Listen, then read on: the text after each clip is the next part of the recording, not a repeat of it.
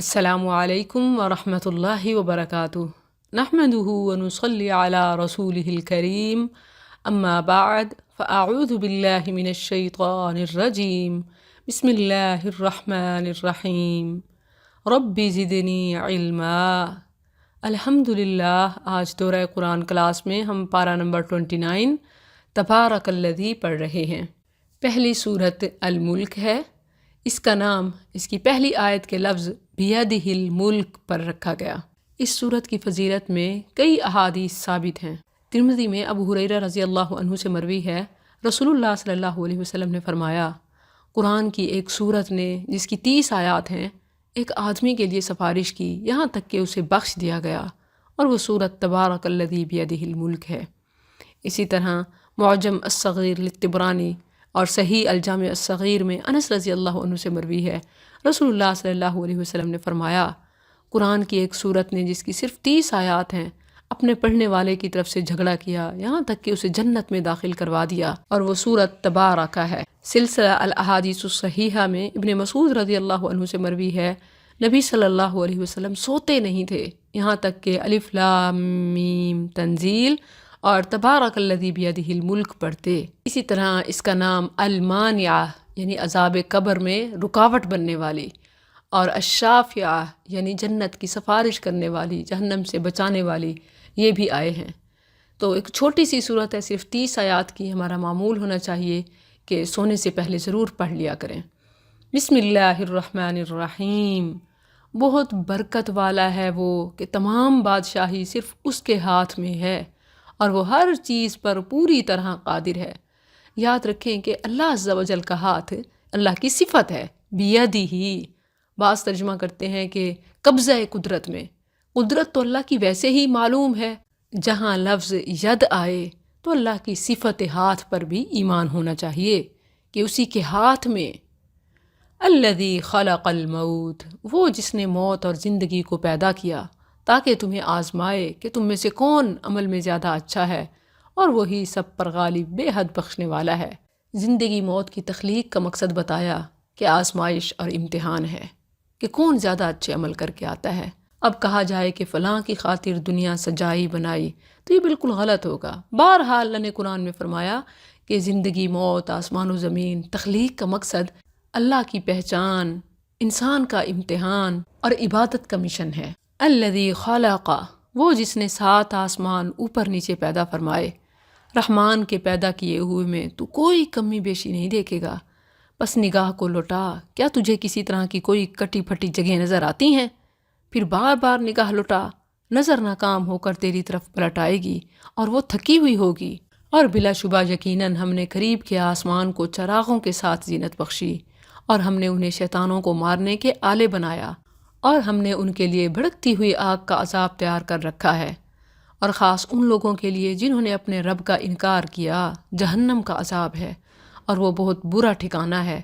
جب وہ اس میں ڈالے جائیں گے اس کے لیے گدھے کے زور سے چیخنے جیسی آوازیں سنیں گے، اور وہ جوش مار رہی ہوگی، قریب ہوگی کہ غصے سے پھٹ جائے۔ جب بھی کوئی گروہ اس میں ڈالا جائے گا اس کے نگران ان سے پوچھیں گے، کیا تمہارے پاس کوئی ڈرانے والا نہیں آیا؟ وہ کہیں گے، کیوں نہیں، یقیناً ہمارے پاس ڈرانے والا آیا تو ہم نے جھٹلا دیا، اور ہم نے کہا کہ اللہ نے کوئی چیز نہیں اتاری، تم تو ایک بڑی گمراہی میں ہی پڑے ہوئے ہو۔ اور وہ کہیں گے، اگر ہم سنتے ہوتے یا سمجھتے ہوتے تو بھڑکتی ہوئی آگ والوں میں نہ ہوتے۔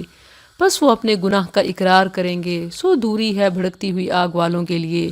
یقیناً جو لوگ اپنے رب سے بغیر دیکھے ڈرتے ہیں ان کے لیے بڑی بخشش اور بڑا اجر ہے، اور تم اپنی بات کو چھپاؤ یا اسے بلند آواز سے کرو، برابر ہے۔ یقیناً وہ سینوں والی بات کو خوب جاننے والا ہے۔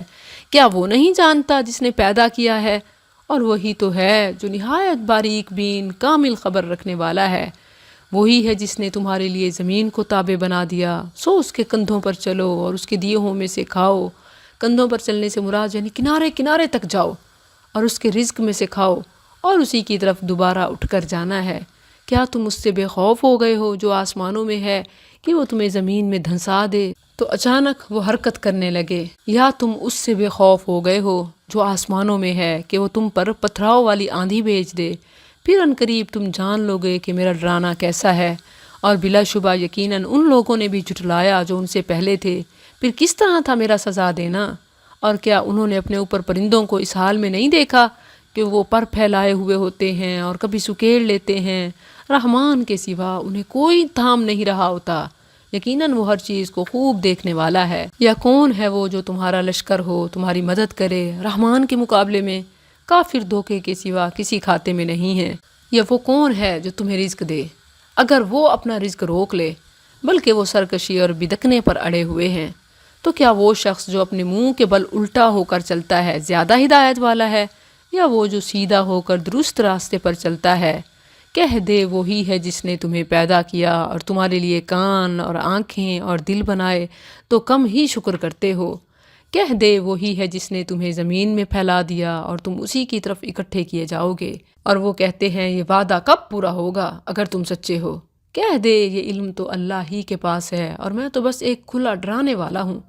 بس جب وہ اس کو قریب دیکھیں گے تو ان لوگوں کے چہرے بگڑ جائیں گے جنہوں نے انکار کیا، اور کہا جائے گا یہی ہے وہ جو تم مانگا کرتے تھے۔ کہہ دے کیا تم نے دیکھا اگر اللہ مجھے اور ان کو جو میرے ساتھ ہیں ہلاک کر دے یا ہم پر رحم فرمائے تو کون ہے جو کافروں کو دردناک عذاب سے پناہ دے گا؟ کہہ دے وہی بے حد رحم والا ہے، ہم اس پر ایمان لائے اور ہم نے اسی پر بھروسہ کیا، تو تم ان قریب جان لوگے کہ وہ کون ہے جو کھلی گمراہی میں ہے۔ کہہ دے کیا تم نے دیکھا اگر تمہارا پانی گہرا چلا جائے تو کون ہے جو تمہارے پاس بہتا ہوا پانی لائے گا؟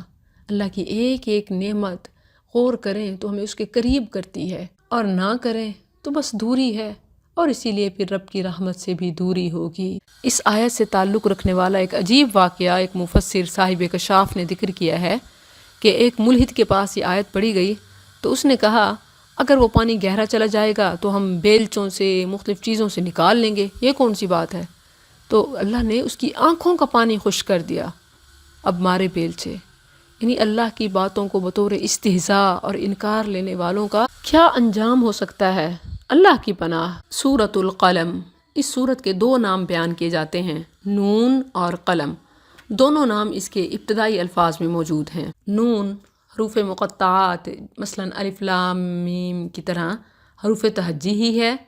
بعض نے نون کا معنی دوات بھی بتایا ہے مگر یہ غیر معروف ہے، اور اسی طرح بعض نے نون کا معنی مچھلی بھی بتایا ہے، یہ بھی درست نہیں ہے، کیونکہ جہاں نون سے مراد صاحب نون یعنی مچھلی والا آیا ہے وزن نون یونس علیہ السلام، وہ نون اور یہ نون لکھنے میں فرق ہے۔ یہ خالی گول دائرہ نقطے والی نون ہے، اور وہ نون پیش و نون یعنی نو الگ اور پھر نون، حروف بھی زیادہ ہیں، اور پھر اسی طرح گرامر کے لحاظ سے بھی ممکن نہیں ہے، تو اسے حروف مقطعات ہی کی طرح سمجھیں۔ اور والقلم، القلم سے مراد لوح محفوظ پر لکھنے والا قلم بھی ہو سکتا ہے، اور وہ قلم بھی جس سے اللہ نے لوگوں کی تعلیم کا ذریعہ بنایا، جس سے لوگ لکھتے ہیں۔ لفظ عام ہے، اسی لیے اسے کسی ایک قلم کے ساتھ خاص نہیں کیا جا سکتا۔ پھر وما یسترون، اس سے مراد لوح محفوظ میں لکھے ہوئے آسمانی صحیفے، قرآن مجید اور ابتدائے خلق سے لکھی ہوئی تمام کائنات کی تقدیر، اور انسان یا فرشتے جو کچھ لکھتے ہیں سب کچھ شامل ہے۔ مکی صورت ہے۔ بسم اللہ الرحمن الرحیم، نون والقلم وما یسطرون، نون قسم ہے قلم کی اور اس کی جو وہ لکھتے ہیں، کہ تو اپنے رب کی نعمت سے ہرگز دیوانہ نہیں ہے، اور بے شک تیرے لیے یقیناً ایسا اجر ہے جو منقطع ہونے والا نہیں، اور بلا شبہ یقیناً تو ایک خلق عظیم پر ہے، بڑے اخلاق والا۔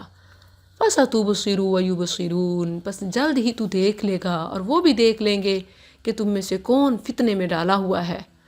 بے شک تیرا رب ہی زیادہ جاننے والا ہے اس کو جو اس کی راہ سے بھٹک گیا، اور وہی زیادہ جاننے والا ہے ان کو جو سیدھی راہ پر ہیں۔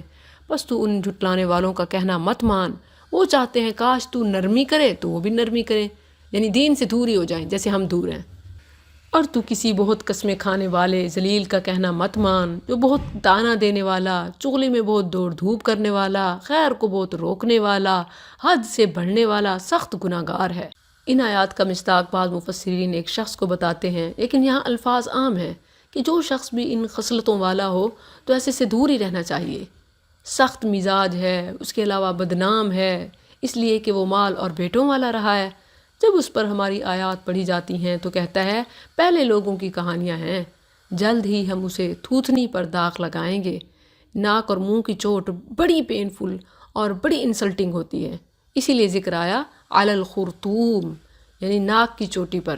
انا بلوناہم، یقیناً ہم نے انہیں آزمایا ہے جیسے ہم نے باغ والوں کو آزمایا۔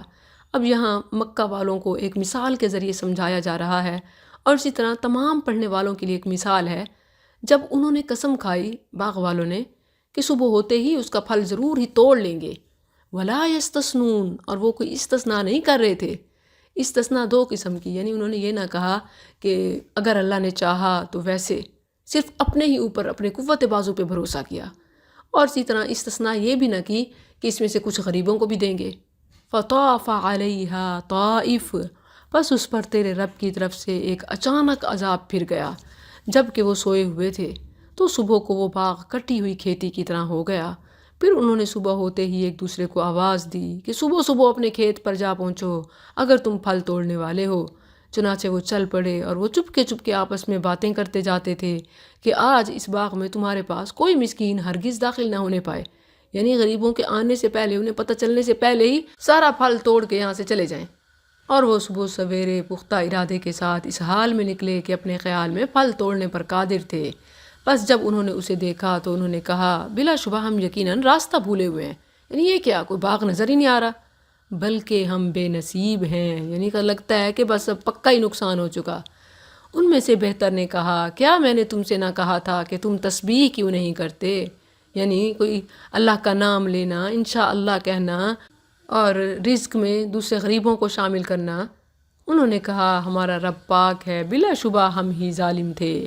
پھر ان کا ایک دوسرے کی طرف متوجہ ہوا، آپس میں ملامت کرتے تھے، ایک دوسرے کو الزام دے رہے تھے۔ انہوں نے کہا ہائے ہماری ہلاکت، یقیناً ہم ہی حد سے بڑھے ہوئے تھے، امید ہے کہ ہمارا رب ہمیں اس کے بدلے میں اس سے بہتر عطا فرمائے گا، یقیناً اب ہم اپنے رب ہی کی طرف راغب ہونے والے ہیں۔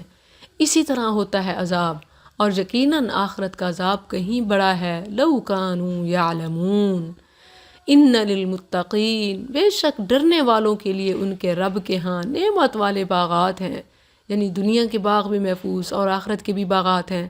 تو کیا ہم فرما برداروں کو جرم کرنے والوں کی طرح کر دیں گے؟ کیا ہے تمہیں، تم کیسے فیصلے کرتے ہو؟ یا تمہارے پاس کوئی کتاب ہے جس میں تم یہ پڑھتے ہو کہ تمہارے لیے آخرت میں یقیناً وہی ہوگا جو تم پسند کرو گے؟ یعنی آخرت کی گارنٹی کا کوئی پروف ہے تمہارے پاس؟ کوئی آسمانی کتاب، کوئی آیات، یا تمہارے پاس ہمارے ذمے کوئی حلفیہ عہد ہیں جو قیامت کے دن تک جا پہنچنے والے ہیں کہ تمہارے لیے یقیناً وہی ہوگا جو تم فیصلہ کرو گے؟ ان سے پوچھ ان میں سے کون اس کا ضامن ہے، یا ان کے کوئی شریک ہیں تو وہ اپنے شریک لے آئیں اگر وہ سچے ہیں۔ جس دن پنڈلی کھولی جائے گی، اب یہ الفاظ بالکل واضح ہیں، بعض لوگ اس کی بھی تعویلات کرتے ہیں جس کی قطعاً ضرورت نہیں ہے، یہ اللہ کی صفت ہے۔ اللہ عز و جل اپنی ساق مبارک سے پردہ ہٹائے گا، ساری مخلوقات سجدے میں گر جائیں گے، وَيُدْعَوْنَ إِلَى السُّجُودِ، اور وہ سجدے کی طرف بلائے جائیں گے تو وہ طاقت نہیں رکھیں گے، یعنی جو سجدہ کرنے والے نہیں ہوں گے، رب کی فرما برداری سے اعراض کرنے والے ہوں گے، انہیں سجدے کی توفیق ہی نہیں ملے گی، ان کی نگاہیں نیچی ہوں گی، ذلت انہیں گھیرے ہوئے ہوگی، حالانکہ انہیں سجدے کی طرف بلایا جاتا تھا جبکہ وہ صحیح سالم تھے۔ بس چھوڑ مجھے اور اس کو جو اس بات کو جھٹلاتا ہے، ہم ضرور انہیں آہستہ آہستہ ہلاکت کی طرف اس طرح سے لے جائیں گے کہ وہ نہیں جانیں گے، اور میں انہیں مہلت دوں گا، یقیناً میری خفیہ تدبیر بہت مضبوط ہے۔ یا تو ان سے کوئی مزدوری طلب کرتا ہے کہ وہ تاوان سے بوجھل ہیں، یا ان کے پاس غیب کا علم ہے تو وہ لکھتے جاتے ہیں۔ بس اپنے رب کے فیصلے تک صبر کر اور مچھلی والے کی طرح نہ ہو۔ یونس علیہ السلام اللہ کے حکم کا انتظار کیے بغیر بستی چھوڑ کر چلے گئے تھے۔ پھر جب مچھلی کے پیٹ تک پہنچے تو اس نے پکارا، اذ نادا وہو مکظوم، اس حال میں کہ وہ غم سے بھرا ہوا تھا۔ اگر یہ نہ ہوتا کہ اسے اس کے رب کی نعمت نے سنبھال لیا تو یقیناً وہ چٹیل زمین پر اس حال میں پھینکا جاتا کہ وہ مذمت کیا ہوا ہوتا۔ پھر اس کے رب نے اسے چن لیا۔ بعض لوگ انبیاء کی غلطیوں کو بہت ہائی لائٹ کرتے ہیں کہ اس سے تو یہ غلطی ہوئی، وہ اولو العزم نہیں ہو سکتا، اس سے یہ ہوئی اس لیے وہ برگزیدہ نہیں ہے، اس سے، حالانکہ اس کی قطعاً ضرورت نہیں ہے، جبکہ اللہ عز و جل نے ان کی غلطیوں کے بعد فرما دیا فَاجْتَبَاهُ، تو پھر اس کے رب نے اسے چن لیا، فَجَعَلَهُ، بس اسے نیکوں میں شامل کر دیا، اور وہ لوگ جنہوں نے کفر کیا یقیناً قریب ہے کہ تجھے اپنی نظروں سے گھور گھور کر ضرور ہی پھسلا دیں جب وہ ذکر کو سنتے ہیں اور کہتے ہیں کہ یقیناً یہ تو دیوانہ ہے۔ بعض مفسرین اس آیت کا غلط مطلب اور غلط استدلال نکالتے ہیں۔ وہ کہتے ہیں کہ وہ گھور گھور کر دیکھتے تھے تو نظر لگ جاتی تھی، حالانکہ گھور کر دیکھنا خوش اور حیران اور حسرت کی نگاہ ہوتی ہے، یعنی اگر کوئی کسی چیز کو پسند کر رہا ہو، خوبصورت سمجھ رہا ہو، اچھا سمجھ رہا ہو تو پھر نظر لگتی ہے، جبکہ وہ تو غصے اور انکار اور تکفیر سے دیکھتے تھے، اور اس لیے دیکھتے تھے تاکہ آپ صلی اللہ علیہ وسلم اپنے موقف سے پھر جائیں، لَيُزْلِقُونَكَ یعنی آپ اپنے موقف سے پھر جائیں اور ہلاک ہو جائیں، اس نظر سے دیکھتے تھے۔ ایک تو غلط مطلب کیا جاتا ہے، پھر غلط استدلال یہ کہ اسے نظر کے علاج کے طور پر ایز اے وظیفہ لوگوں کو بتاتے ہیں کہ یہ آیت نظر کے علاج کے لیے اتنی بار پڑھیں تو نظر نہیں لگتی یا نظر والا ٹھیک ہو جاتا ہے۔ ایسی کوئی تفسیر اس آیت سے متعلق رسول اللہ صلی اللہ علیہ وسلم سے یا ایسا کوئی وظیفہ رسول اللہ صلی اللہ علیہ وسلم سے ہرگز ثابت نہیں ہے۔ یہ آیات کو اپنی مرضی سے پھیرنے والی بات ہے۔ وَمَا هُوَ إِلَّا ذِكْرٌ لِّلْعَالَمِينَ حالانکہ وہ تمام جہانوں کے لیے نصیحت کے علاوہ کچھ بھی نہیں۔ تو آیات کے معنی و مراد وہی ہوتے ہیں جو قرآن و حدیث میں بتائے جائیں، اپنی طرف سے طریقے نکالنے کی ضرورت نہیں ہے، جبکہ قرآن نصیحت کی کتاب ہے، اپنی طرف سے وظیفے کی نہیں کہ جیسے چاہیں جس آیت کا جو فعل نکالیں، جو وظیفے بنائیں۔ العیاذ باللہ۔ سورۃ الحاقہ، یہ سورت اپنے نام ہی سے شروع ہوتی ہے اور یہ قیامت کے ناموں میں سے ایک نام ہے۔ الحاقہ 2 رکوع ہیں جن میں 2 بڑے مضامین ذکر کیے۔ پہلے رکوع میں قیامت کی ہولناکیوں کا ذکر کیا اور بطور مثال ہلاک شدہ اقوام کا ذکر کیا۔ دوسرے رکوع میں اللہ تعالیٰ نے خود قسم اٹھا کر کفار کے الزامات کی تردید کی کہ قرآن جبریل امین کے ذریعے نازل ہوا، نہ کسی شاعر کا کلام ہے، نہ کسی کاہن کی گفتگو، اسے صرف رب العالمین نے خود نازل کیا۔ یہ ہر طرح کی مداخلت سے پاک ہے، اس حد تک پاک کہ اگر محمد صلی اللہ علیہ وسلم اپنی طرف سے اس میں کوئی بات شامل کرتے تو ان کا بھی دایاں ہاتھ تک کاٹ دیا جاتا اور کوئی بچانے والا نہ ہوتا۔ قرآن تو بس پرہیزگاروں کے لیے نصیحت ہے اور کفار کے لیے ہلاکت اور افسوس کے سوا کچھ نہیں۔ مکی صورت ہے۔ بسم اللہ الرحمن الرحیم۔ الحاقہ، وہ ہو کر رہنے والی۔ کیا ہے وہ ہو کر رہنے والی؟ اور تجھے کس چیز نے معلوم کرا دیا کہ وہ ہو کر رہنے والی کیا ہے؟ سمود اور عاد نے اس کھٹکھٹانے والی قیامت کو جھٹلا دیا، سو جو سمود تھے وہ حد سے بڑی ہوئی آواز کے ساتھ ہلاک کر دیے گئے، اور جو عاد تھے وہ سخت ٹھنڈی تند و تیز آندھی کے ساتھ ہلاک کر دیے گئے۔ جو قابو سے باہر ہونے والی تھی اس نے اسے ان پر 7 راتیں اور 8 دن مسلسل چلائے رکھا، سو تو ان لوگوں کو اس میں اس طرح زمین پر گرے ہوئے دیکھے گا جیسے وہ گری ہوئی کھجوروں کے تنے ہوں۔ تو کیا تو ان کا کوئی بھی باقی رہنے والا دیکھتا ہے؟ اور فرعون نے اور اس سے پہلے لوگوں نے اور الٹ جانے والی بستیوں نے گناہ کا ارتکاب کیا، بس انہوں نے اپنے رب کے رسول کی نافرمانی کی تو اس نے انہیں ایک سخت گرفت میں پکڑ لیا۔ بلا شبہ ہم نے ہی جب پانی حد سے تجاوز کر گیا تمہیں کشتی میں سوار کیا، یعنی طوفان نوح کے بعد، تاکہ ہم اسے تمہارے لیے ایک یاد دہانی بنا دیں اور یاد رکھنے والا کان اسے یاد رکھے۔ بس جب سور میں پھونکا جائے گا ایک بار پھونکنا، اور زمین اور پہاڑوں کو اٹھایا جائے گا، بس دونوں ٹکرا دیے جائیں گے ایک بار ٹکرا دینا، تو اس دن ہونے والی ہو جائے گی۔ اور آسمان پھٹ جائے گا، بس وہ اس دن کمزور ہوگا، اور فرشتے اس کے کناروں پر ہوں گے، اور تیرے رب کا عرش اس دن 8 فرشتے اپنے اوپر اٹھائے ہوئے ہوں گے۔ اس دن تم پیش کیے جاؤ گے، تمہاری کوئی چھپی ہوئی بات چھپی نہیں رہے گی۔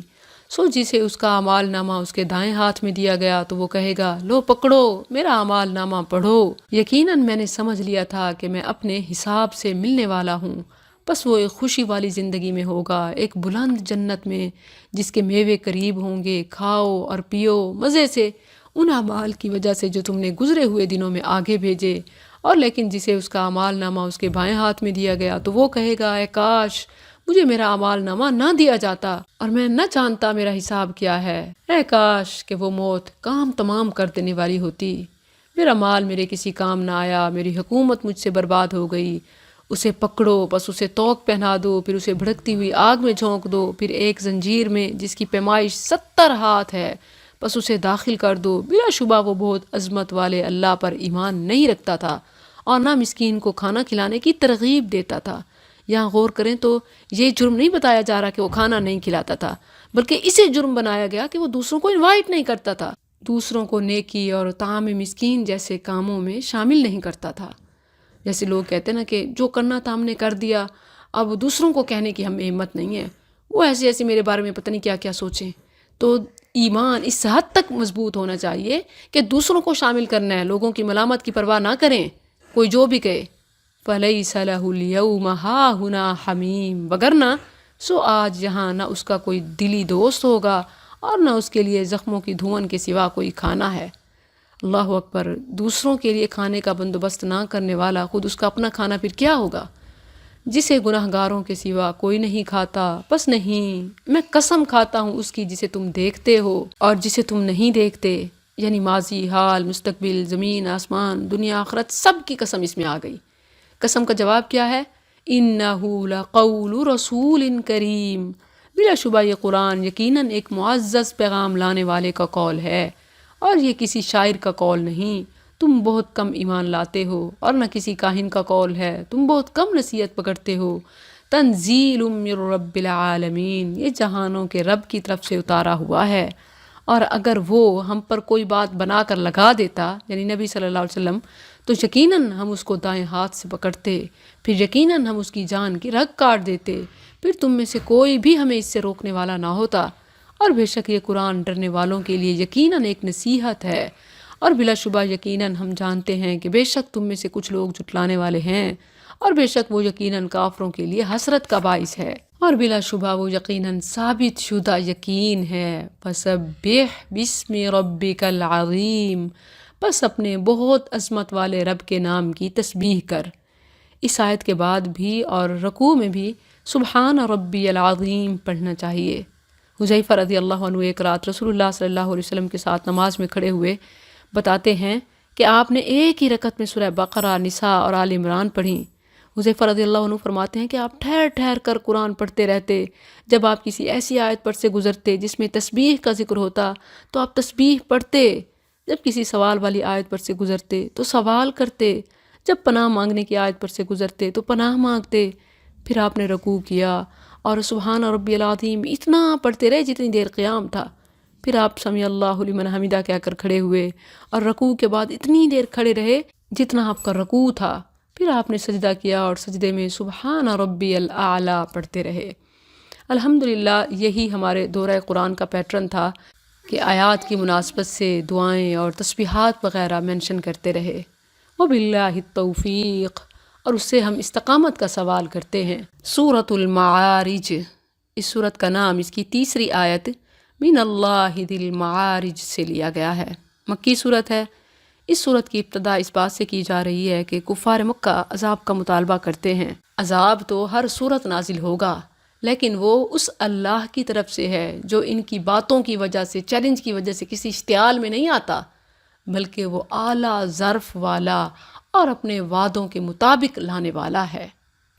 بسم اللہ الرحمن الرحیم، ایک سوال کرنے والے نے اس عذاب کے متعلق سوال کیا جو واقع ہونے والا ہے، کافروں پر اسے کوئی ہٹانے والا نہیں، اللہ کی طرف سے جو سیڑھیوں والا ہے، یعنی عرش پر کہ جس تک پہنچتے ہوئے بہت سیڑھیاں ہیں، آسمان اور ان کی سیڑھیاں اور دروازے، اور پھر اللہ عز و جل کے ظرف کی بلندی اور اس کے فیصلوں کی مضبوطی، تمام اس میں شامل ہیں۔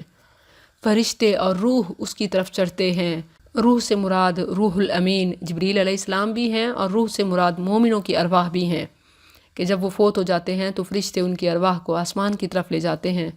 فی یومن، وہ عذاب ایک ایسے دن میں ہوگا جس کا اندازہ 50,000 سال ہے، بس تو صبر کر، بہت اچھا صبر، بے شک وہ اسے دور خیال کر رہے ہیں اور ہم اسے قریب دیکھ رہے ہیں۔ جس دن آسمان پگھلے ہوئے تانبے کی طرح ہو جائے گا اور پہاڑ رنگین اون کی طرح ہو جائیں گے، اور کوئی دلی دوست کسی دلی دوست کو نہیں پوچھے گا، حالانکہ وہ انہیں دکھائے جا رہے ہوں گے۔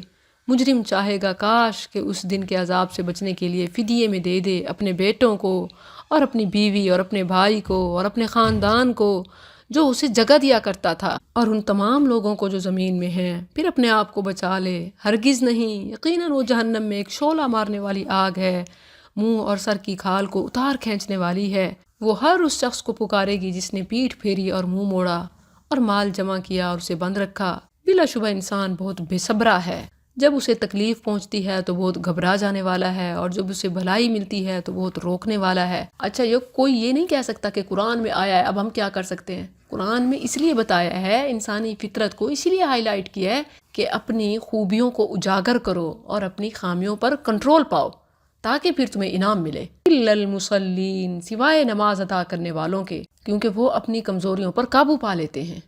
الذین هم علی صلاتہم دائمون، وہ جو اپنی نماز پر ہمیشگی کرنے والے ہیں، اور وہ جن کے مالوں میں ایک مقرر حصہ ہے سوال کرنے والوں کے لیے اور اس کے لیے جسے نہیں دیا جاتا، اور وہ جو جزا کے دن کو سچا مانتے ہیں، اور وہ جو اپنے رب کے عذاب سے ڈرنے والے ہیں۔ یقیناً ان کے رب کا عذاب ایسا ہے جس سے بے خوف نہیں ہوا جا سکتا۔ اور وہ جو اپنی شرمگاہوں کی حفاظت کرنے والے ہیں مگر اپنی بیویوں پر یا جس کے مالک ان کے دائیں ہاتھ ہیں، تو یقیناً وہ ملامت کیے ہوئے نہیں۔ پھر جو اس کے علاوہ کوئی راستہ ڈھونڈے تو وہی حد سے گزرنے والے ہیں۔ اور وہ جو اپنی امانتوں کا اور اپنے عہد کا لحاظ رکھنے والے ہیں، اور وہ جو اپنی گواہیوں پر قائم رہنے والے ہیں، اور وہ جو اپنی نماز کی حفاظت کرتے ہیں، یہ لوگ ہیں جو اپنی کمزوریوں پر قابو پا سکتے ہیں اور اپنی خوبیوں سے فائدہ اٹھا سکتے ہیں۔ تو اس لیے انعام کیا ملے گا؟ اولئک فی جنات مکرمون، یہی لوگ جنتوں میں عزت دیے جانے والے ہیں۔ پھر ان لوگوں کو جنہوں نے کفر کیا ہے کہ تیری طرف دوڑتے چلے آنے والے ہیں دائیں اور بائیں طرف سے ٹولیاں بن کر، کیا ان میں سے ہر آدمی طمع رکھتا ہے کہ اسے نعمت والی جنت میں داخل کیا جائے گا؟ ہرگز نہیں، یقیناً ہم نے انہیں اس چیز سے پیدا کیا ہے جسے وہ جانتے ہیں۔ بس نہیں، میں قسم کھاتا ہوں مشرقوں اور مغربوں کے رب کی کہ بے شک ہم یقیناً قدرت رکھنے والے ہیں اس پر کہ ان کی جگہ ان سے بہتر لوگ لے آئیں، اور ہم ہرگز عاجز نہیں۔ بس انہیں چھوڑ دے کہ وہ بےہودہ باتوں میں لگے رہیں اور کھیلتے رہیں یہاں تک کہ اپنے اس دن کو جا پہنچیں جس کا وہ وعدہ دیے جاتے ہیں، جس دن وہ قبروں سے تیز دوڑتے ہوئے نکلیں گے جیسے وہ کسی گاڑے ہوئے نشان کی طرف دوڑے جا رہے ہوں، یعنی جیسے کوئی سینٹرل پوائنٹ فکس ہوگا اور یہ سب آٹو اس کی طرف آ رہے ہوں گے۔ ان کی آنکھیں جھکی ہوئی ہوں گی، ذلت انہیں گھیرے ہوئے ہوگی۔ یہی وہ دن ہے جس کا ان سے وعدہ کیا جاتا تھا۔ شروع میں تھا کہ سوال کرنے والے سوال پوچھتے ہیں، تو پھر آگے مکمل تفصیل کے ساتھ جواب بتا دیا کہ وہ دن ایسا ہوگا۔ سورۃ نوح مکی صورت ہے، اسم با مسمہ ہے، یعنی نوح علیہ السلام کی دعوت اور اس کے رد عمل کا خلاصہ اس صورت میں بیان ہوا۔ تیسرا لفظ ہی اس میں نوح علیہ السلام کا نام ہے اور یہی اس صورت کا مضمون ہے۔ نوح علیہ السلام باقاعدہ پہلے رسول تھے۔ آدم علیہ السلام پہلے نبی تھے۔ آدم اور نوح کے درمیان 10 قرون یعنی 10 قرن، 10 صدیاں یا 10 نسلوں کا فاصلہ تھا۔ بسم اللہ الرحمن الرحیم، بے شک ہم نے نوح کو اس کی قوم کی طرف بھیجا کہ اپنی قوم کو ڈرا اس سے پہلے کہ ان پر ایک دردناک عذاب آ جائے۔ اس نے کہا، اے میری قوم، بلا شبہ میں تمہیں کھلم کھلا ڈرانے والا ہوں کہ اللہ کی عبادت کرو اور اس سے ڈرو اور میرا کہنا مانو۔ وہ تمہیں تمہارے گناہ معاف کر دے گا اور ایک مقرر وقت تک تمہیں مہلت دے گا۔ یقیناً اللہ کا مقرر کردہ وقت جب آ جائے تو مؤخر نہیں کیا جاتا، کاش کہ تم جانتے ہوتے۔ اس نے کہا، اے میرے رب، بلا شبہ میں نے اپنی قوم کو رات اور دن بلایا تو میرے بلانے نے دور بھاگنے کے سوا ان کو کسی چیز میں زیادہ نہیں کیا، اور بے شک میں نے جب بھی انہیں دعوت دی تاکہ تو انہیں معاف کر دے، انہوں نے اپنی انگلیاں اپنے کانوں میں ڈال لیں اور اپنے کپڑے اوڑھ لیے اور اڑ گئے اور تکبر کیا، بہت بڑا تکبر کرنا۔ پھر بے شک میں نے انہیں بلند آواز سے دعوت دی، پھر بے شک میں نے انہیں کھلم کھلا دعوت دی، اور میں نے انہیں چھپا کر دعوت دی، بہت چھپا کر، یعنی اعلانیہ، خفیہ، فرادی، اجتماعی، ہر لحاظ سے ہر طریقہ آزمایا۔ میں نے انہیں یہاں تک کہا، استغفروا ربکم، اپنے رب سے معافی مانگ لو، یقیناً وہ ہمیشہ سے بہت معاف کرنے والا ہے۔ اب یہاں استغفار، اللہ سے معافی مانگنے کے فضائل بیان ہو رہے ہیں۔ کیا کیا اللہ دیتا ہے استغفار کے بدلے میں؟ وہ تم پر بہت برستی ہوئی بارش اتارے گا، یعنی خوشحالی، اور وہ مالوں اور بیٹوں کے ساتھ تمہاری مدد کرے گا اور تمہیں باغات عطا کرے گا۔ اسی لیے رزق کی تنگی کے لیے اور بیٹے جیسی نعمت پانے کے لیے بھی استغفار کا وظیفہ بتایا جاتا ہے۔ استغفار میں آپ کو بتا چکی ہوں، صرف قولی نہیں بلکہ عملی بھی، اور تمہارے لیے نہریں جاری کر دے گا۔ تمہیں کیا ہے، تم اللہ کی عظمت سے نہیں ڈرتے، حالانکہ یقیناً اس نے تمہیں مختلف حالتوں میں پیدا کیا۔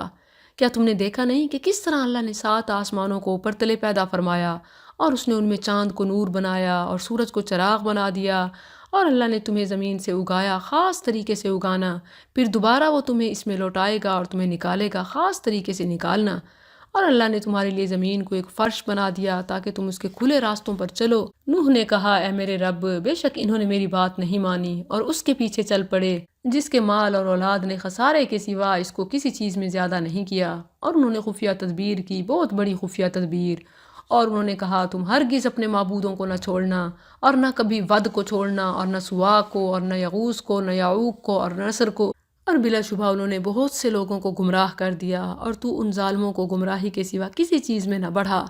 اپنے گناہوں ہی کی وجہ سے وہ غرق کیے گئے، بس آگ میں داخل کیے گئے، پھر انہوں نے اللہ کے سوا اپنے لیے کوئی مدد کرنے والے نہ پائے۔ اور نوح نے کہا اے میرے رب، زمین پر ان کافروں میں سے کوئی رہنے والا نہ چھوڑ، بے شک تو اگر انہیں چھوڑے گا تو وہ تیرے بندوں کو گمراہ کریں گے، اور کسی نافرمان سخت منکر کے سوا کسی کو نہیں جنیں گے۔ اے میرے رب، مجھے بخش دے اور میرے ماں باپ کو اور اس کو جو مومن بن کر میرے گھر میں داخل ہو، اور ایمان والے مردوں اور ایمان والی عورتوں کو، اور ظالموں کو ہلاکت کے سوا کسی چیز میں نہ بڑھا۔ نیکوکاروں کے لیے نوح علیہ السلام نے دعا کی اور ظالموں کے لیے تباہی کا سوال کیا، کیونکہ وہ الٹا نیکوکاروں کی راہ میں ہی روڑے اٹکا رہے تھے اور لوگوں کی گمراہی کا باعث بن رہے تھے۔ سورۃ الجن، یہ سورت بھی اسم با مسمہ ہے، پہلی آیت میں ہی لفظ الجن ہے، اور یہ لفظ اس سورت میں 3 مرتبہ آیا ہے، اور تقریباً سارا مضمون ہی جنات کا احوال ہے۔ بخاری میں ابن عباس رضی اللہ عنہما سے مروی ہے، رسول اللہ صلی اللہ علیہ وسلم اپنے اصحاب کی ایک جماعت کے ساتھ سوق عکاظ کی طرف جانے کے ارادے سے روانہ ہوئے۔ یہ اس وقت کی بات ہے جب شیاطین اور آسمان کی خبروں کے درمیان رکاوٹ ڈال دی گئی، اور جب وہ اپنے اوپر خبریں سننے کے لیے گئے تو ان پر انگارے پھینکے گئے۔ وہ شیطان جب آسمان سے خبریں نہ سن سکے اور اپنی قوم کی طرف واپس آئے تو انہوں نے پوچھا کیا معاملہ ہے؟ انہوں نے کہا ہمارے اور آسمانوں کی خبروں کے درمیان رکاوٹ ڈال دی گئی ہے اور ہم پر انگارے پھینکے گئے ہیں۔ انہوں نے کہا کہ اس کی کیا وجہ ہو سکتی ہے؟ یا تو یہ کہ زمین پر کوئی عذاب آنے والا ہے، یا یہ کہ اللہ زمین والوں کے ساتھ کسی بھلائی کا ارادہ کرتا ہے کہ کسی رسول کو بھیج رہا ہو، اپنا پیغام دینا چاہتا ہو۔ وہ وہاں سے نکلے اور نبی صلی اللہ علیہ وسلم کے پاس اس وقت پہنچے جب آپ نخلا میں تھے اور سوق اراز جانے کا ارادہ رکھتے تھے۔ آپ اس وقت اپنے اصحاب کو صبح کی نماز پڑھا رہے تھے۔ جب انہوں نے قرآن سنا تو کان لگا کر سننے لگے اور کہنے لگے اللہ کی قسم یہی وہ چیز ہے جو تمہارے اور آسمانوں کی خبروں میں رکاوٹ بنی ہے۔ پھر وہ اپنی قوم کی طرف واپس آئے اور انہوں نے کہا انا سمعنا قرآنا عجبا یہدی الی الرشد فآمنا بہ ولن نشرک بربنا احدا۔ اللہ عز و جل نے قل کے ساتھ یہ واقعہ اپنی قوم کو اور اہل ایمان کو سنانے کا حکم دیا۔ سورۃ الجن، بسم اللہ الرحمن الرحیم۔ قل، کہہ دے، میری طرف وحی کی گئی ہے کہ جنوں کی ایک جماعت نے کان لگا کر سنا تو انہوں نے کہا بلا شبہ ہم نے ایک عجیب قرآن سنا ہے جو سیدھی راہ کی طرف لے جاتا ہے، تو ہم اس پر ایمان لے آئے، اور اب ہم اپنے رب کے ساتھ کسی کو کبھی بھی شریک نہیں کریں گے۔ اور یہ کہ بات یہ ہے کہ ہمارے رب کی شان بہت بلند ہے، اس نے نہ کوئی بیوی بنائی اور نہ کوئی اولاد، اور یہ کہ بات یہ ہے کہ ہمارا بیوقوف اللہ پر زیادتی کی بات کہتا تھا، اور یہ کہ ہم نے گمان کیا کہ انسان اور جن اللہ پر ہرگز کوئی جھوٹ نہیں بولیں گے، اور یہ کہ بات یہ ہے کہ انسانوں میں سے کچھ لوگ جنوں میں سے بعض لوگوں کی پناہ پکڑتے تھے، تو انہوں نے ان جنوں کو سرکشی میں زیادہ کر دیا۔ یعنی جنات نے اس بات کے اعتراف کیا کہ جب انسان جنات سے ڈرتے ہیں تو اور سرکش ہوتے ہیں۔ وَأَنَّهُمْ ظَنُّوا، اور یہ کہ ان انسانوں نے گمان کیا جس طرح تم نے گمان کیا کہ اللہ کسی کو کبھی نہیں اٹھائے گا، یعنی قیامت نہیں ہوگی۔ جیسے انسان یہ سوچتے تھے اور سرکشی میں تھے، ہم بھی وہی سوچ رکھتے تھے، یعنی لوگ اپنے رب سے بہت دور ہو چکے تھے۔ اور یہ کہ ہم نے آسمان کو ہاتھ لگایا تو ہم نے اسے اس حال میں پایا کہ وہ سخت پہرے اور چمکدار شعلوں سے بھر دیا گیا ہے، اور یہ کہ ہم اس کی کئی جگہوں میں سننے کے لیے بیٹھا کرتے تھے، تو جو اب کان لگاتا ہے وہ اپنے لیے ایک چمکدار شعلہ گھات میں لگا ہوا پاتا ہے۔ اور یہ کہ ہم نہیں جانتے کہ کیا ان لوگوں کے ساتھ جو زمین میں ہے کسی برائی کا ارادہ کیا گیا ہے، یعنی عذاب آنے والا ہے، یا ان کے رب نے ان کے ساتھ کسی بھلائی کا ارادہ فرمایا ہے کہ وہ کسی نبی کو بھیج کر ہمیں کوئی نصیحت کرنا چاہتا ہے۔ اور یہ کہ ہم میں سے کچھ نیک ہیں اور ہم میں سے کچھ اس کے علاوہ ہیں، یعنی جنوں میں بھی نیک برے سب ہوتے ہیں۔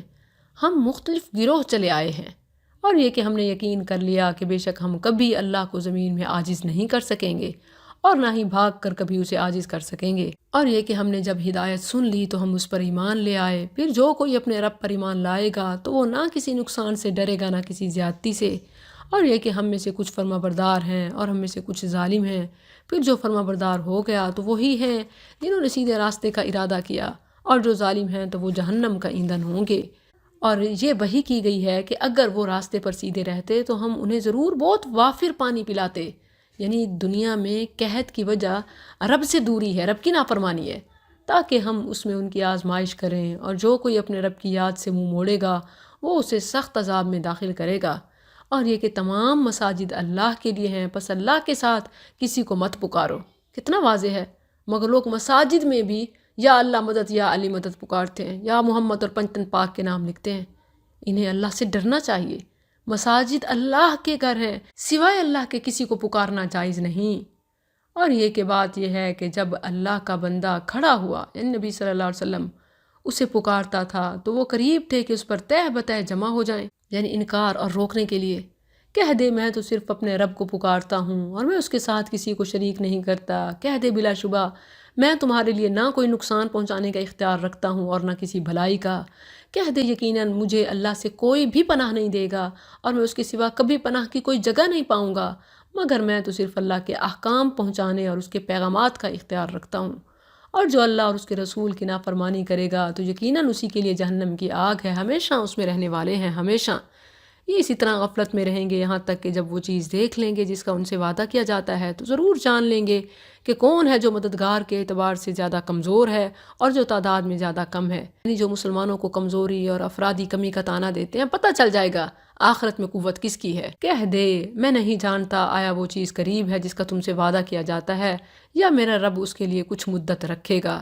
وہ غیب کو جاننے والا ہے، پس اپنے غیب پر کسی کو مطلع نہیں کرتا مگر کوئی رسول جسے وہ پسند کر لے تو اتنی بات بتاتا ہے جتنی ضروری سمجھتا ہے، تو بے شک وہ اس کے آگے اور اس کے پیچھے پہرے لگا دیتا ہے تاکہ جان لے کہ انہوں نے واقعی اپنے رب کے پیغامات پہنچا دیے ہیں، اور اس نے ان تمام چیزوں کا احاطہ کر رکھا ہے جو ان کے پاس ہیں، اور ہر چیز کو گن کر شمار کر رکھا ہے، یعنی صرف اندازے نہیں، مکمل کیلکولیشن ہے، حساب بالکل درست ہونا ہے۔ سورۃ المزمل، اس کا نام اس کی پہلی آیت کا دوسرا لفظ ہے، مکی صورت ہے۔ المزمل نبی صلی اللہ علیہ وسلم کا توصیفی نام ہے، جس کی وجہ یہ ہے کہ ایک رات آپ کپڑا اوڑھ کر آرام فرما رہے تھے کہ اللہ نے سورہ مزمل کی ابتدائی آیات نازل فرمائیں، اے نبی ساری رات سونے کے بجائے رات کے کچھ حصے میں تہجد کی نماز پڑھا کرو اور اس میں ٹھہر ٹھہر کر قرآن کی تلاوت کیا کرو۔ رات کے وقت اٹھنا اور قرآن کی تلاوت کرنا بے شک بھاری کام ہے، لیکن یہ اپنے آپ پر ضبط پیدا کرنے اور قرآن پڑھنے کے لیے نہایت موزوں وقت ہے، اور دعوتی راستے میں بھی استقامت اور ثابت قدمی کا ذریعہ ہے۔ بسم اللہ الرحمن الرحیم، یا ایھا المزمل، اے کپڑے میں لپٹنے والے، رات کو قیام کر مگر تھوڑا، آدھی رات قیام کر یا اس سے تھوڑا سا کم کر لے یا اس سے زیادہ کر لے، اور قرآن کو خوب ٹھہر ٹھہر کر پڑھ، یقیناً ہم ضرور تجھ پر ایک بھاری کلام نازل کریں گے۔ بلا شبہ رات کو اٹھنا نفس کو کچلنے میں زیادہ سخت اور بات کرنے میں زیادہ درستی والا ہے۔ بلا شبہ تیرے لیے دن میں ایک لمبا کام ہے، اور اپنے رب کا نام ذکر کر اور ہر طرف سے منقطع ہو کر اسی کی طرف متوجہ ہو جا۔ مشرق و مغرب کا رب ہے، اس کے سوا کوئی معبود نہیں، سو اس کو کارساز بنا لے اور اس پر صبر کر جو وہ کہتے ہیں، اور انہیں چھوڑ دے، خوبصورت طریقے سے چھوڑنا، اور چھوڑ مجھے اور ان جھٹلانے والوں کو جو خوشحال ہیں، اور انہیں تھوڑی سی مہلت دے۔ بلا شبہ ہمارے پاس بیڑیاں ہیں اور سخت بھڑکتی ہوئی آگ اور گلے میں پھنس جانے والا کھانا اور دردناک عذاب، جس دن زمین اور پہاڑ کانپیں گے اور پہاڑ گرائی ہوئی ریت کی طرح ٹیلے ہو جائیں گے۔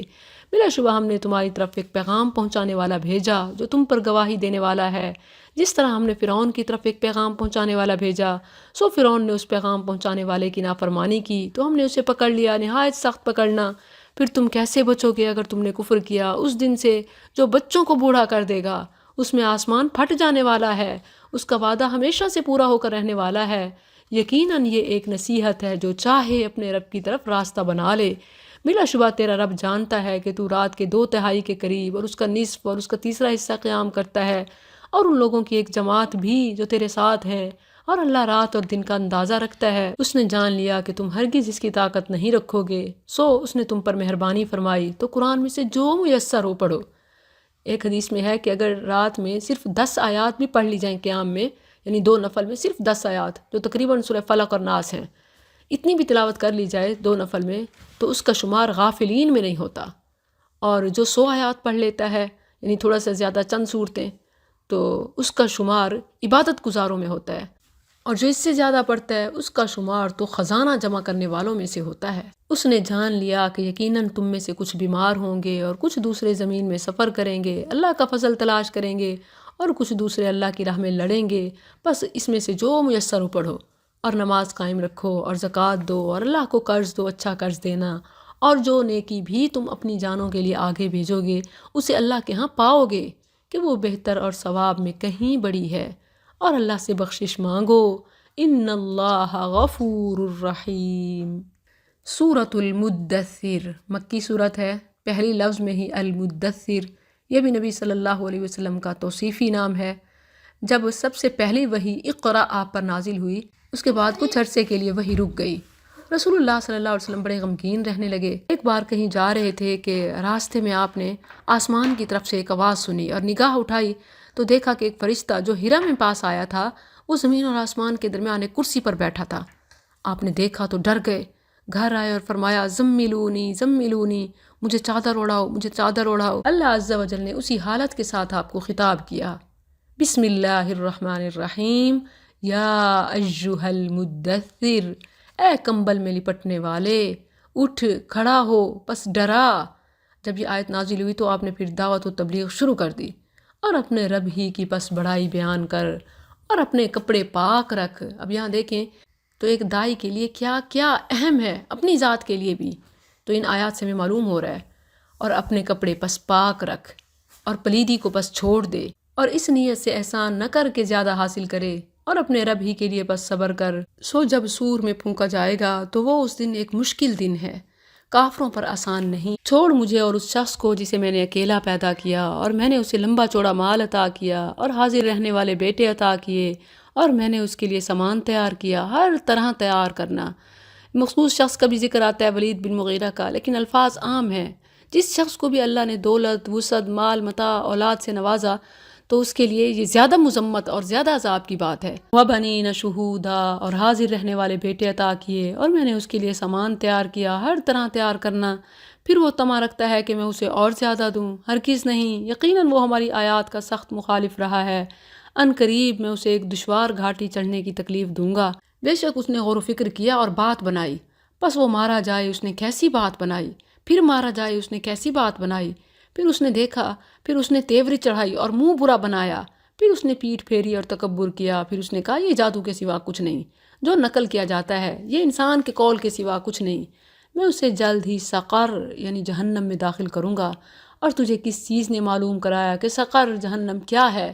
وہ نہ باقی رکھتی ہے اور نہ چھوڑتی ہے، چمڑے کو جھلس دینے والی ہے، اس پر 19 یعنی فرشتے مقرر ہیں، اور ہم نے جہنم کے محافظ فرشتوں کے سوا نہیں بنائے، اور ان کی تعداد ان لوگوں کی آزمائش ہی کے لیے بنائی ہے جنہوں نے کفر کیا، تاکہ وہ لوگ جنہیں کتاب دی گئی ہے اچھی طرح یقین کر لیں، اور وہ لوگ جو ایمان لائے ہیں ایمان میں زیادہ ہو جائیں، اور وہ لوگ جنہیں کتاب دی گئی ہے اور ایمان والے شک نہ کریں، اور تاکہ وہ لوگ جن کے دلوں میں بیماری ہے اور جو کفر کرنے والے ہیں کہیں اللہ نے اس کے ساتھ مثال دینے سے کیا ارادہ کیا ہے۔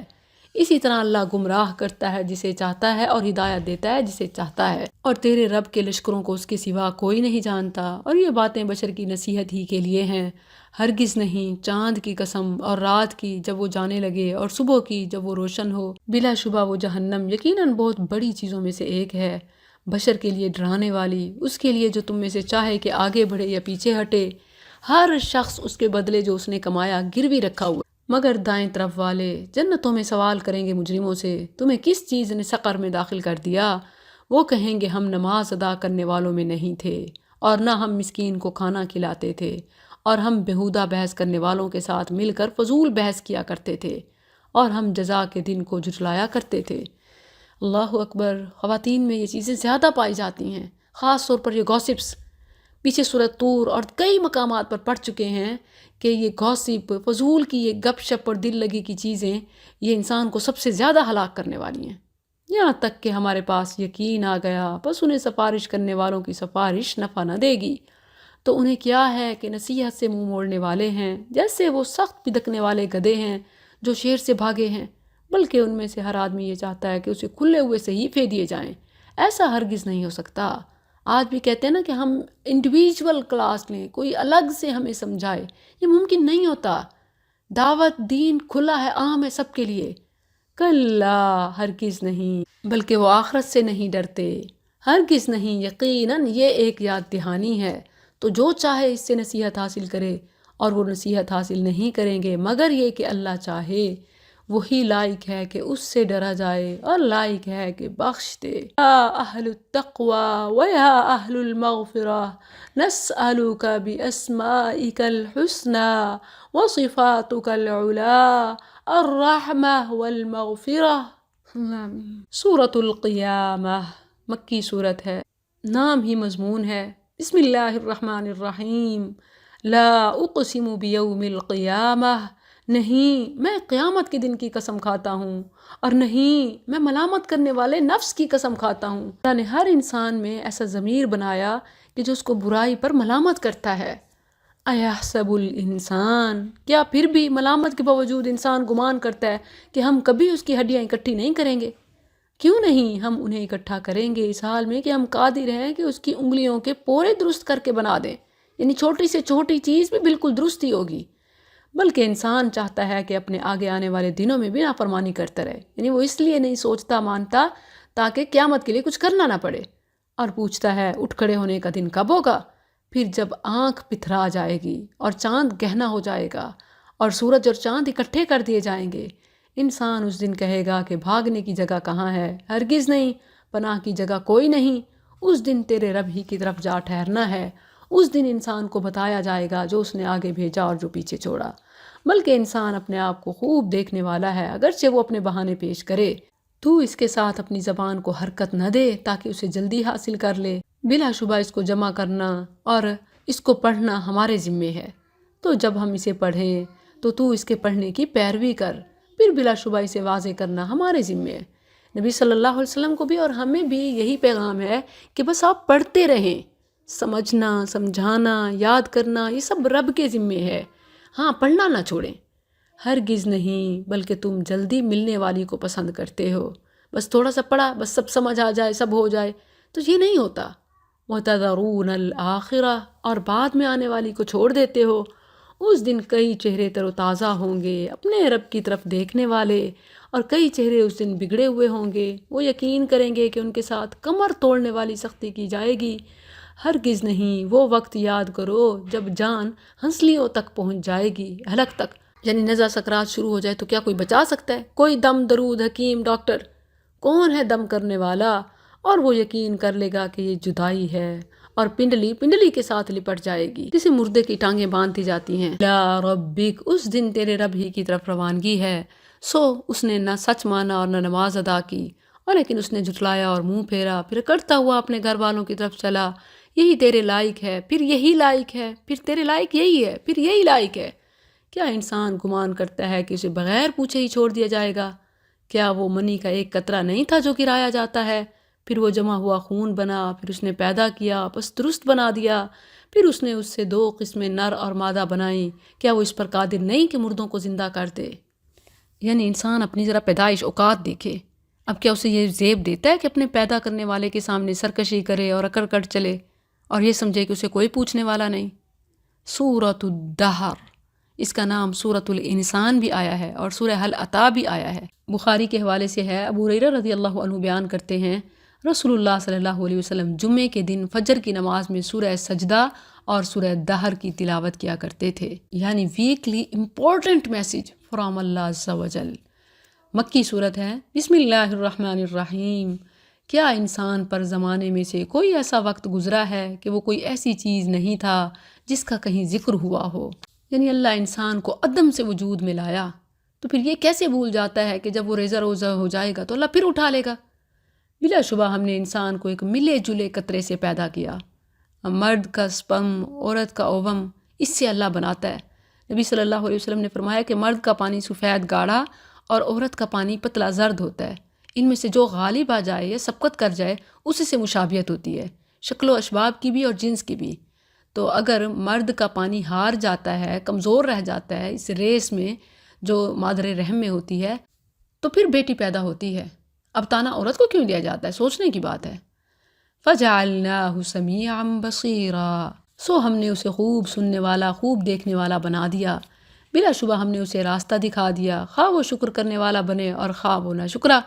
یقیناً ہم نے کافروں کے لیے زنجیریں اور توق اور بھڑکتی ہوئی آگ تیار کی ہے، بلا شبہ نیک لوگ ایسے جام سے پئیں گے جس میں کافور ملا ہوا ہوگا۔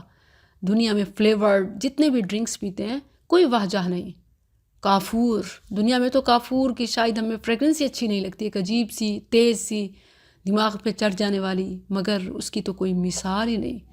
وہ ایک چشمہ ہے جس سے اللہ کے بندے پئیں گے، وہ اسے بہا کر لے جائیں گے، خوب بہا کر لے جانا۔ جو اپنی نظر پوری کرتے ہیں اور اس دن سے ڈرتے ہیں جس کی مصیبت بہت زیادہ پھیلی ہوئی ہوگی، اور وہ کھانا کھلاتے ہیں، کتنی فضیلت ہے اس کی، بار بار اس بارے میں آیا، اس کی محبت پر، یعنی اللہ کی محبت میں مسکین اور یتیم اور قیدی کو، اور کہتے ہیں ہم تو صرف اللہ کے چہرے کی خاطر تمہیں کھلاتے ہیں، یعنی اللہ کے دیدار اور اس کی رضا کے لیے، نہ تم سے کوئی بدلہ چاہتے ہیں اور نہ شکریہ۔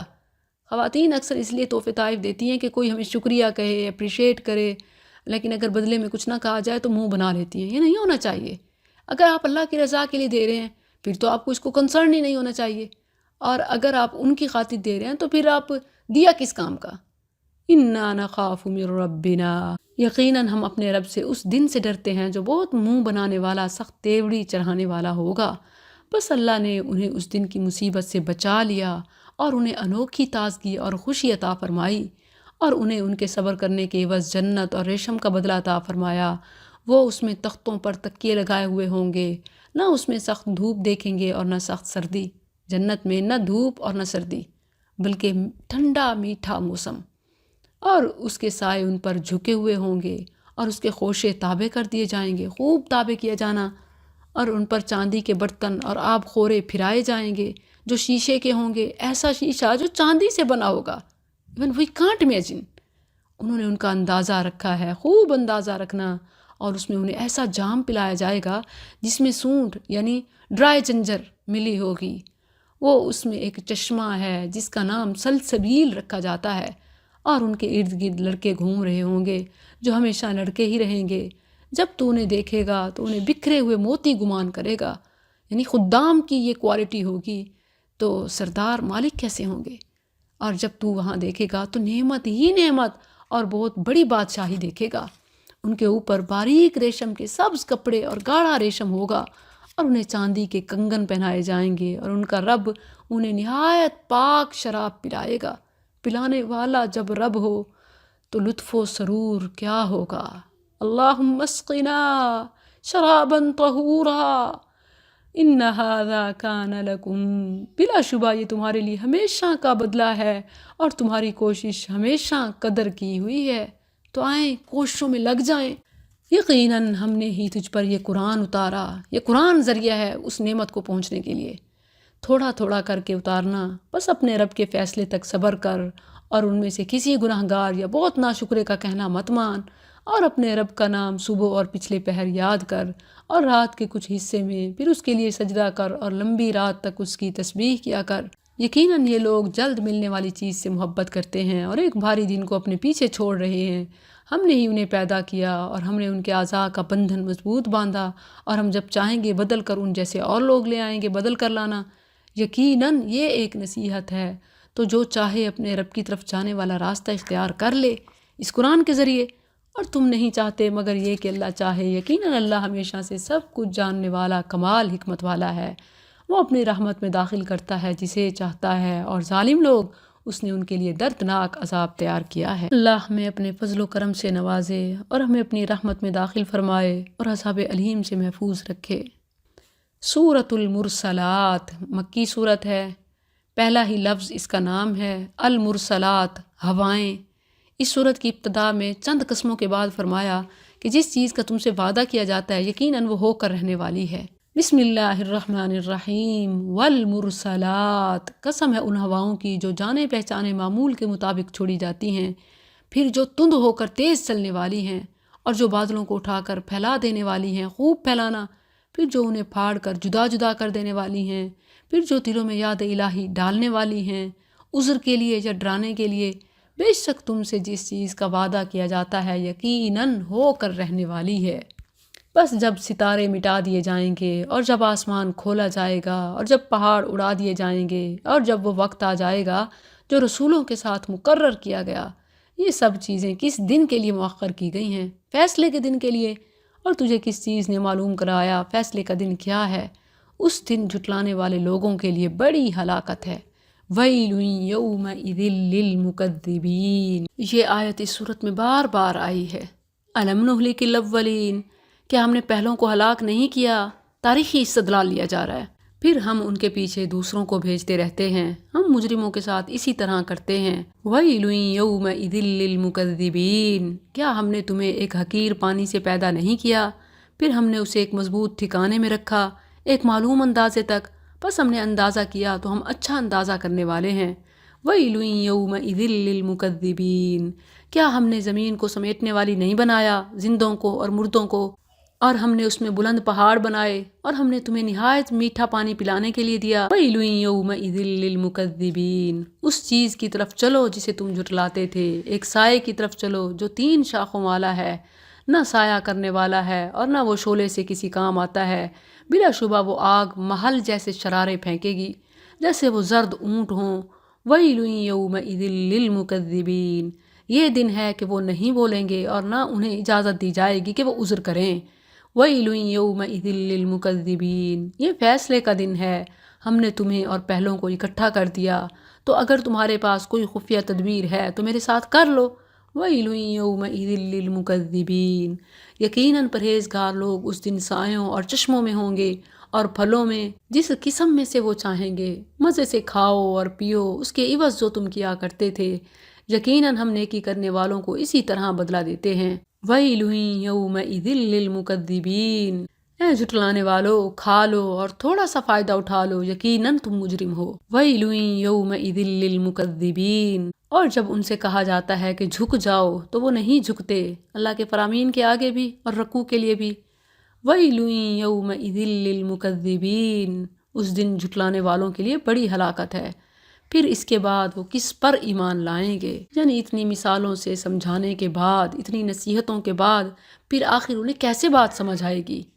فَبِأَيِّ حَدِيثٍ بَعْدَهُ يُؤْمِنُونَ، قرآن کے بعد اب کون سا ایسا کلام ہوگا جس پر وہ ایمان لائیں گے؟ اے ہمارے رب، آمنا باللہ، ہم اس پر ایمان لائے، وَنَحْنُ عَلَى ذَلِكَ مِنَ الشَّاهِدِينَ، اور ہم گواہوں میں سے ہیں۔ یہ وہ صورت ہے کہ جس نے رسول اللہ صلی اللہ علیہ وسلم کو بوڑھا کر دیا، اس کے پیغام کو آپ نے اتنا سیریس لیا۔ بخاری کے حوالے سے ہے، ابن عباس کہتے ہیں کہ میں نے سورۃ المرسلات پڑھی تو میری والدہ ام الفضل نے سنا، کہنے لگی یہ وہ صورت ہے جو میں نے رسول اللہ صلی اللہ علیہ وسلم کی زبان سے مغرب کی نماز میں آخری بار سنی تھی، یعنی اس کے بعد انہیں نبی صلی اللہ علیہ وسلم سے تلاوت سننے کا موقع نہ ملا۔ اسی طرح عبداللہ بن مسعود رضی اللہ عنہما فرماتے ہیں، نبی صلی اللہ علیہ وسلم مینا میں نماز کی حالت میں تھے، آپ پر سورہ مرسلات نازل ہوئی، آپ اس کی تلاوت فرما رہے تھے، میں ساتھ ساتھ سن رہا تھا، اچانک آگے سے سانپ آ گیا، آپ نے اسے مارنے کا حکم دیا تو وہ غائب ہو گیا۔